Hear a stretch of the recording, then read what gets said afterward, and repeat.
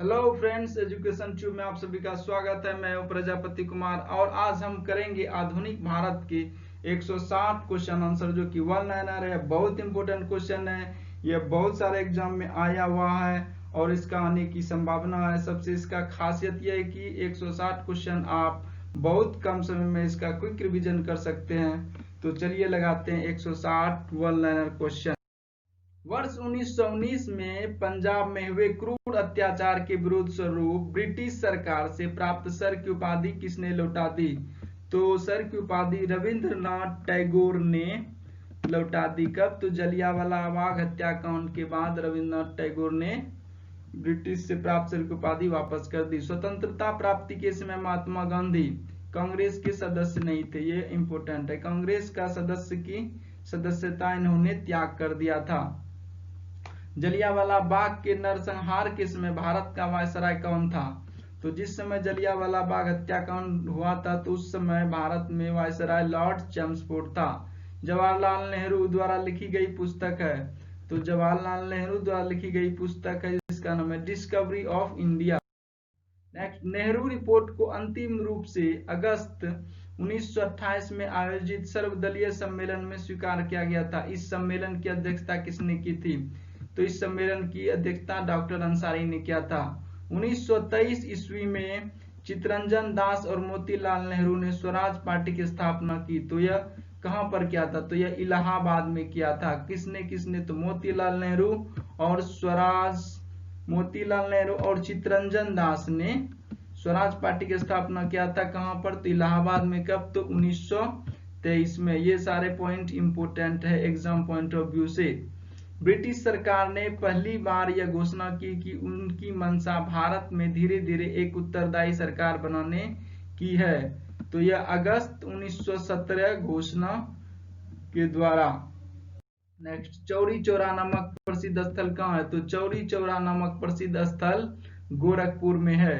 किसने कहा? मध्य रात्रि के कोर पर जब संसार सोता है, भारत अपने जीवन और स्वतंत्रता के लिए जाग उठेगा। तो यह कहा था जवाहरलाल नेहरू ने। Who lives if India dies, यह उक्ति किसकी? तो यह जवाहरलाल नेहरू की उक्ति है। Who lives if India dies. Gandhi ji भारतीय राष्ट्रीय कांग्रेस के अध्यक्ष कितनी बार बने? तो गांधी जी एक ही बार भारतीय राष्ट्रीय कांग्रेस के अध्यक्ष बने थे, 1924 में। कहां पे? कर्नाटक के बेलगांव अधिवेशन में।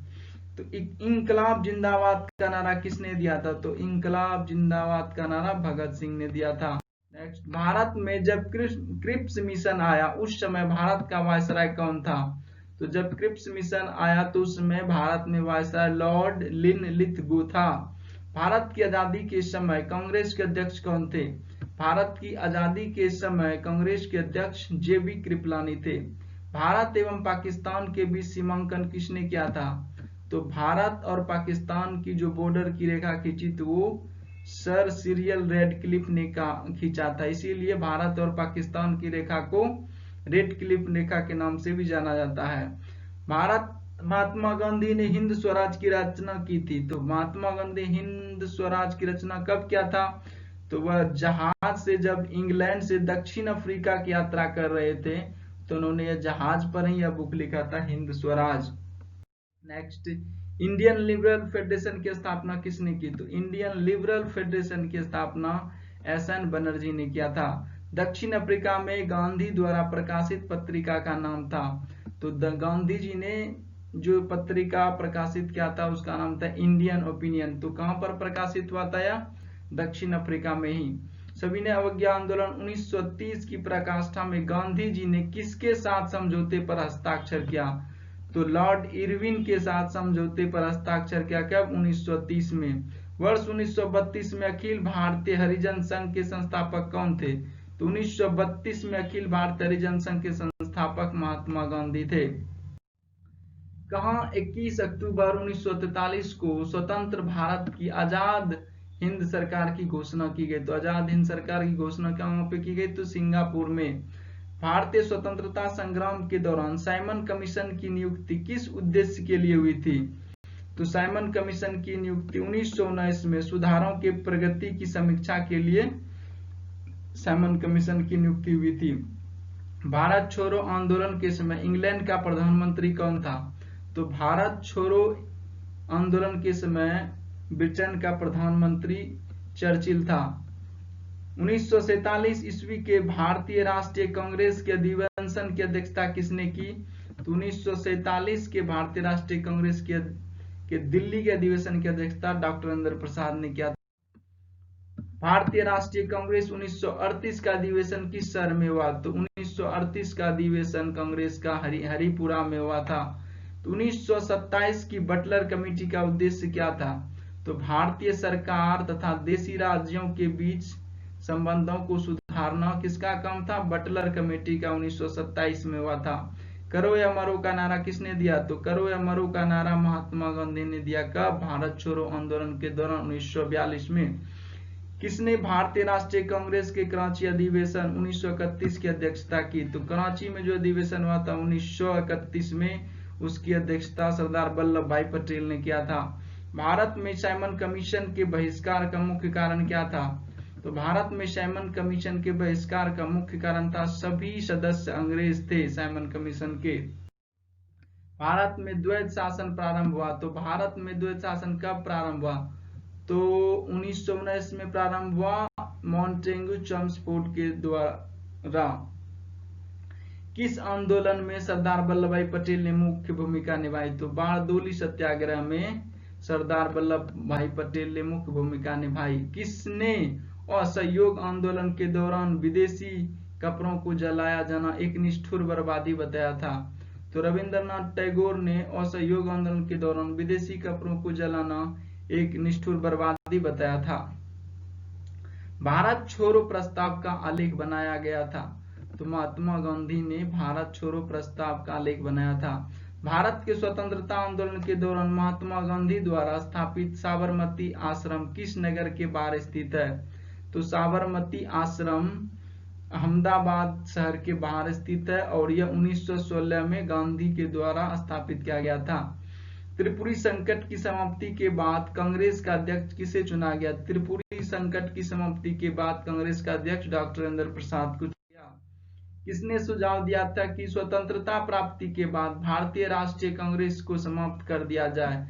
तो महात्मा गांधी का यह मंशा था कि देश को आजाद होने के बाद कांग्रेस पार्टी को समाप्त कर दिया जाए।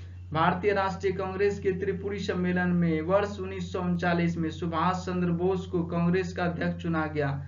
यह त्रिपुरी कहाँ? यह त्रिपुरी जबलपुर में स्थित है। महात्मा गांधी दक्षिण अफ्रीका से भारत किस वर्ष में लौटे? तो 1915 में महात्मा गांधी दक्षिण अफ्रीका से भारत लौटे। गांधी जी की मृत्यु पर किसने कहा हमारे जीवन से प्रकाश चला गया? तो जवाहरलाल नेहरू ने कहा कि गांधी की मृत्यु पर हमारे जीवन से प्रकाश चला गया। गांधी जी की मृत्यु पर किसने कहा हमारे जीवन से प्रकाश चला गया? तो ये क्वेश्चन रिपीट हो गया। तो नेहरू ने कहा था। फिनिक्स फॉर्म की स्थापना किसने किया? तो फिनिक्स फॉर्म की स्थापना महात्मा गांधी ने किया था। तो कहां पे? तो साउथ अफ्रीका में।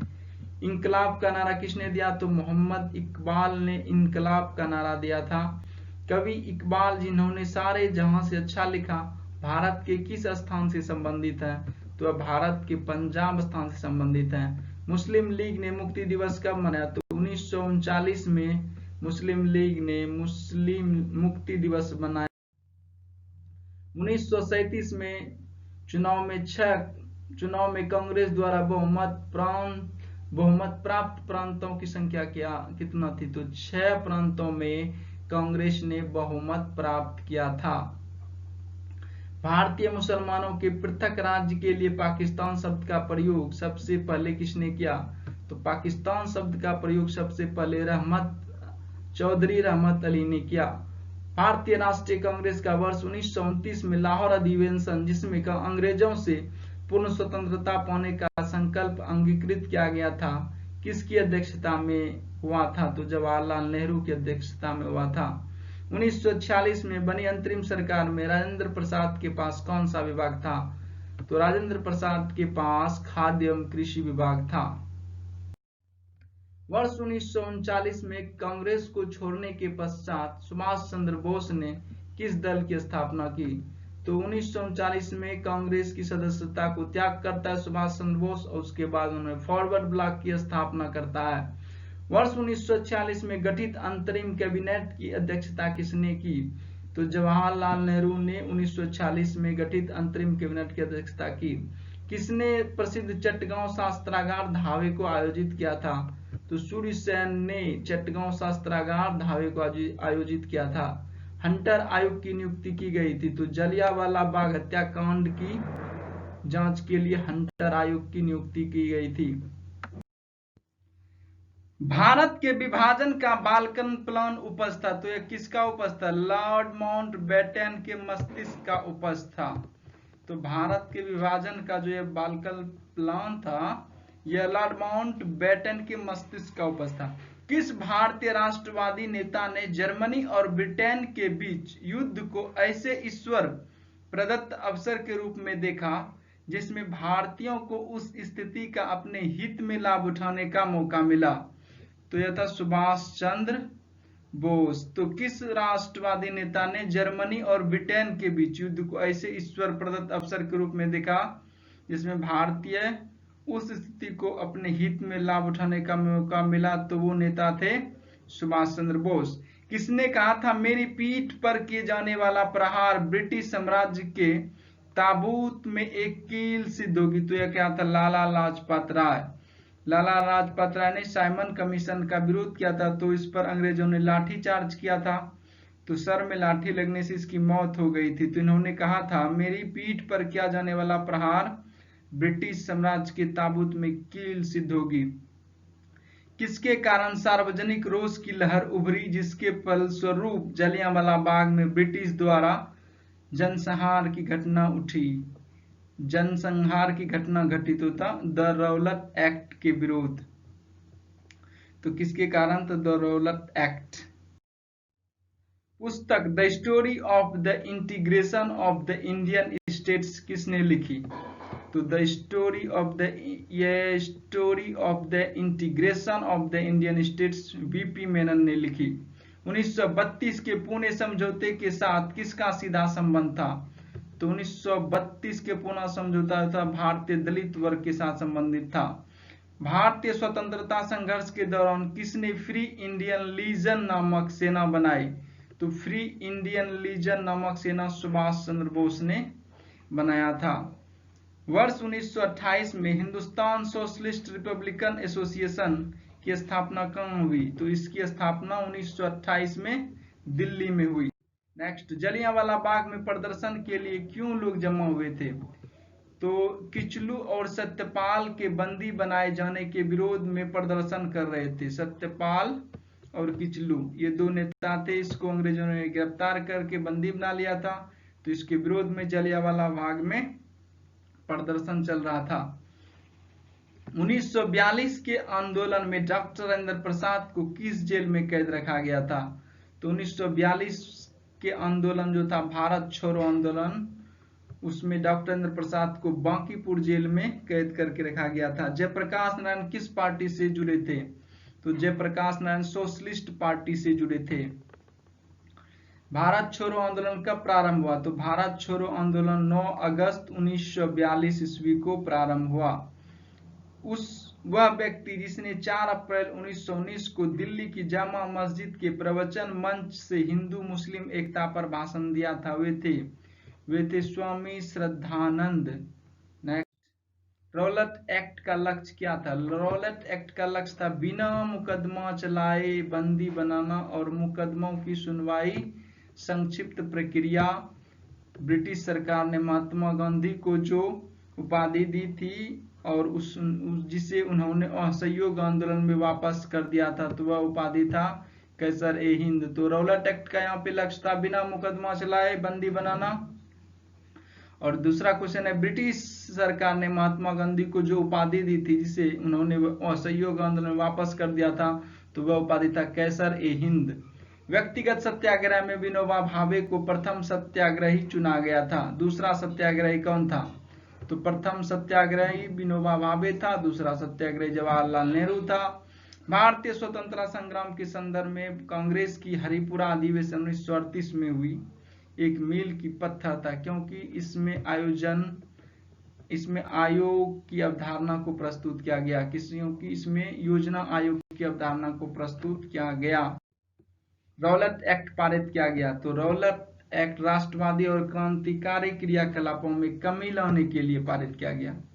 तो राष्ट्रवादी क्रांति और क्रियाकलापों में कमी लाने के लिए रौलट एक्ट पारित किया गया। सरदार वल्लभ भाई पटेल के नेतृत्व में शुरू हुए बारडोली सत्याग्रह की मुख्य मांग क्या थी? तो मुख्य मांग थी नई बढ़ी हुई लगान दर की वापसी। बारडोली सत्याग्रह का मुख्य मांग रीजन था कि बढ़ी हुई लगान जो था टैक्स, उसकी दर में उसको वापस किया जाए। भारत के एक नए डोमिनियन स्टेटस कॉन्स्टिट्यूशन के प्रारूपण का प्रथम प्रयास किसकी प्रतिक्रिया में किया गया था? तो किया गया था मॉन्टेग्यू चेम्सफोर्ड की प्रक्रिया में। कौन सा गोलमेज सम्मेलन 1932 में हुआ था? तो 1932 में तीसरा गोलमेज सम्मेलन हुआ था। नेक्स्ट, गांधी जी ने दांडी समुद्र तट पर नमक कानून का उल्लंघन किया था। तो 12 मार्च 1930 को यह दांडी तक यात्रा किया था। दांडी समुद्र तट पर नमक कानून का उल्लंघन किया था। इंडिया डिवाइडेड पुस्तक के लेखक थे। तो इंडिया डिवाइडेड पुस्तक के लेखक डॉक्टर राजेंद्र प्रसाद थे। किसने सभी तीनों गोलमेज सम्मेलन में भाग लिया? तो बी.आर. अम्बेडकर ने तीनों गोलमेज सम्मेलन में भाग लिया। मैं एक समाजवादी हूं और गणतंत्रवादी हूं और मुझे राजाओं और राजकुमारों में विश्वास नहीं है। यह वक्तव्य संबंधित है जवाहरलाल नेहरू से। गांधी जी दक्षिण अफ्रीका में कितने वर्ष रहे? तो गांधी जी दक्षिण अफ्रीका में 21 वर्ष रहे। भारतीय राष्ट्रीय कांग्रेस के 1924 के अधिवेशन से महात्मा गांधी द्वारा मात्र एक बार अध्यक्षता की गई। यह अधिवेशन कहाँ हुआ था? तो यह अधिवेशन हुआ था बेलगांव, कर्नाटक में। तो गांधी जी ने सिर्फ एक बार कांग्रेस की अध्यक्षता की, वह भी 1924 में कर्नाटक बेलगांव में। कौन क्रिप्स मिशन के साथ कांग्रेस के आधिकारिक वार्ताकार थे? तो पंडित जवाहरलाल नेहरू, मौलाना अबुल कलाम आजाद, ये आधिकारिक वार्ताकार थे। वे राष्ट्रीय नेता कौन थे जो 1925 में सेंट्रल लेजिस्लेटिव असेंबली के अध्यक्ष निर्वाचित हुए थे? तो वे थे विट्ठल भाई पटेल, जो 1925 में सेंट्रल लेजिस्लेटिव असेंबली के अध्यक्ष निर्वाचित हुए थे। गोद प्रथा पर प्रतिबंध लगाने वाला गवर्नर जनरल था। तो डलहौजी ने गोद प्रथा पर प्रतिबंध लगा दिया था। आनंद मठ के लेखक कौन है? तो आनंद मठ के लेखक बंकिम चंद्र चटर्जी हैं। भूदान आंदोलन किसने प्रभावित किया? तो विनोबा भावे ने भूदान आंदोलन को प्रभावित किया। लाइफ डिवाइन पुस्तक के लेखक हैं अरविंद घोष। बंगाल की एशियाटिक सोसाइटी 1784 ईस्वी के प्रवर्तक थे सर विलियम जॉन्स। भारत की संविधान सभा किसके अनुसार गठित की गई? तो भारत की संविधान सभा कैबिनेट मिशन योजना के अंतर्गत गठित किया गया। प्रथम भारतीय नोबेल पुरस्कार विजेता कौन थे? तो रविंद्रनाथ टैगोर। इसको लिटरेचर में नोबेल प्राइज मिला। हमारा राष्ट्रीय गीत वंदे मातरम कहाँ से संकलित है? तो हमारा राष्ट्रीय गीत वंदे मातरम आनंद मठ से लिया गया है। भारत का राष्ट्रीय पंचांग किस संवत पर आधारित है? तो भारत का राष्ट्रीय पंचांग शक संवत पर आधारित है। दिल्ली में केंद्रीय सचिवालय के उत्तरी और दक्षिणी खंडों का वास्तुविद कौन था?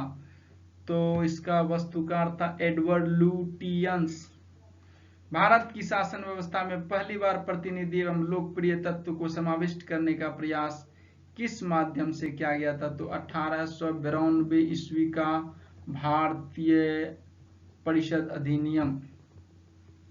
नेक्स्ट, किस गवर्नर के कार्यकाल के दौरान 1921 में कलकत्ता में विक्टोरिया मेमोरियल हॉल का निर्माण किया गया?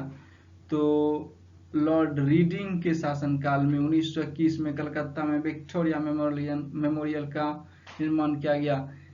नई दिल्ली शहर के रूपांकन में कौन शामिल था? तो नई दिल्ली शहर को बसाने में एडवर्ड ल्यूटियंस और एडवर्ड बेकर और F.S.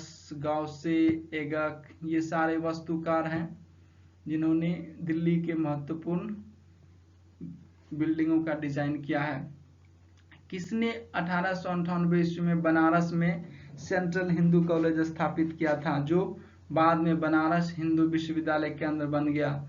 तो एनी बेसेंट ने 1898 में बनारस में सेंट्रल हिंदू कॉलेज स्थापित किया था, बाद में बनारस हिंदू विश्वविद्यालय का केंद्र बन गया।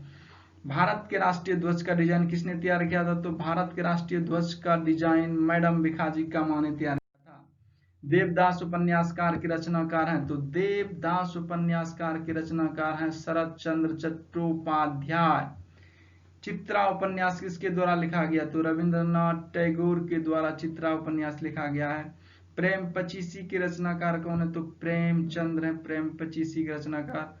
क्षुधित पाषाण हंग्री स्टोन के रचयिता कौन है? तो रविंद्रनाथ टैगोर। ये बहुत इंपोर्टेंट बुक्स हैं जो कभी कभी एग्जाम में आ जाते हैं और जनरल लोगों को पता नहीं होता है और 1-2 मार्क्स छूट जाते हैं, तो बहुत इंपोर्टेंट है, इसको एक बार लगाइए। विश्व इतिहास की झलक ग्लिम्पसेस ऑफ वर्ल्ड हिस्ट्री हिस्टोर के रचयिता कौन है? तो यह जवाहरलाल नेहरू। दिसंबर 1911 में पहली बार जनगण मन कहां पर गाया गया? नॉट जनगणना, तो यह गाया गया 1911 ईस्वी में कलकत्ता में। भारत में पहला समाचार पत्र किसने शुरू किया? तो भारत में पहला समाचार पत्र जेम्स हिक्की ने स्टार्ट किया। द व्हील्स ऑफ हिस्ट्री नामक पुस्तक के लेखक कौन थे? तो Ram Manohar Lohia. Wheels of history.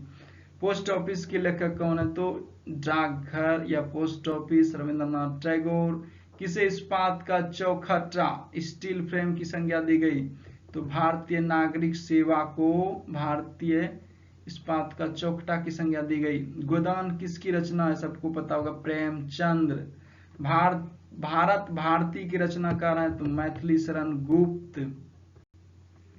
Next, Sadler आयोग का संबंध किससे था? तो सैडलर आयोग का संबंध शिक्षा से था। ब्रिटिश ने भारत में प्रांतीय स्वायत्तता प्रोविंशियल ऑटोनॉमी कब से लागू कर दिया था?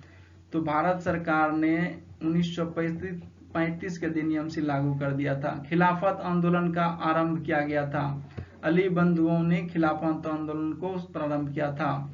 भारत में सिविल सेवाओं का सूत्रपात किसने किया? तो लॉर्ड कॉर्नवालिस ने सिविल सेवाओं का सूत्रपात किया।